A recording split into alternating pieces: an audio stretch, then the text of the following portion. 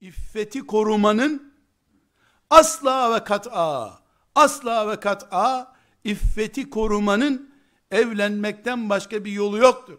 Peygamberim sallallahu aleyhi ve sellem İbn-i Mace'de rivayet edilen bir hadis-i şerifte adamın birisi gelip, ya Resulallah, çocuğum için iyi bir evlilik tasarlıyordum. Hiç uygun olmayan, bizim ailemize yakışmayan bir kıza gönül kaptırdı. Ne nasihat edeyim de çocuğa, dur oğlum seni biz filancayla evlendireceğiz diyeyim diye sorduğunda, Allah adına konuşan ve Allah'ın hükmünü Allah'ın kullarına anlatan Peygamberim sallallahu aleyhi ve sellem son sözünü söylüyor. Bana göre bu gönüllere sevgi düştükten başka, nikahtan başka bir çare yoktur. Sevgi gönüle girdi mi nikahtır son çare. Peygambere göre bu. Peygambere göre bu.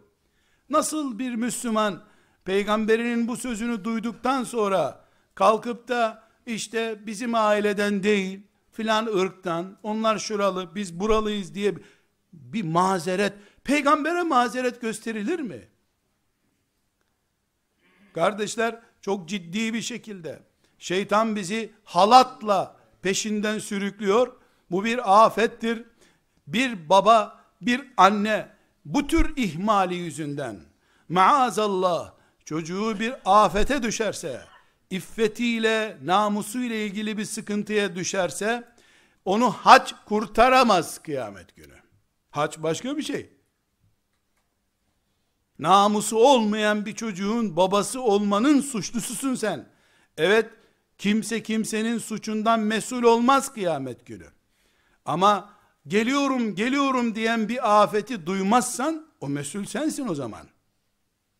Hem bataklığın içine at, zinanın suç olmadığı, hatta zinanın yasalarla koruma altına alındığı, gençlerin şurada buradaki müstehcen, çirkin pozisyonlarını, ne yapıyorsunuz çocuklar demenin yasal bir suç olduğu bir zamanda, ateş gibi çocukları, barut gibi kızlarla bir arada veya tersi bir arada duracakları bir zamanda, sen 25 yaşında delikanlıyı, 22 yaşında genç kızı, aynı sınıfta 4 sene, 5 sene tesettürlü, ama tesettürlü bir arada tutuyorsun, sonra da bunlar bir yanlış iş yaptı, onlar yaptı, sen yaptırdın. Kardeşler, şurada bir haykırışı bütün ümmeti Muhammed'e ilan ediyorum.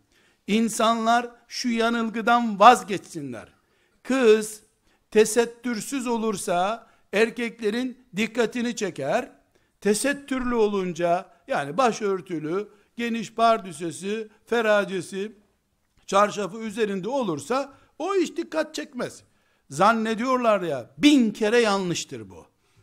Tesettürlü kız daha çok dikkat çeker. Tesettür bir de dekorist bir tesettürse, üstüne bir de vücuda oturmuş bir tesettürse, hele evli erkeğin daha fazla dikkatini çeker.